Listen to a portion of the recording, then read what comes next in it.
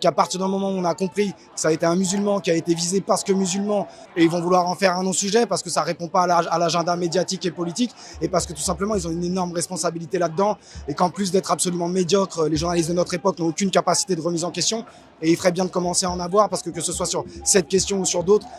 ils sont censés être un contre-pouvoir, et ils sont censés favoriser la cohésion et la vérité au moins dans un pays, et ils ne font que favoriser le mensonge et la scission entre les citoyens, et leur irresponsabilité, leur manque de déontologie, elle commence à prendre une dimension criminelle, notamment pour détourner les yeux des Français de leurs vrais problèmes, et en fait en choisissant une population en bouc émissaire de la sorte, ils leur mettent des cibles dans le dos. D'une, c'était quelqu'un qui aidait bénévolement à la mosquée, mais qui en plus est rentré en contact avec son ravisseur pour lui montrer comment se passait la prière, et que c'est pour ça que je te disais, je sais même pas si le contexte il peut rendre la chose encore plus horrible, mais en tout cas ça la rend encore plus injuste.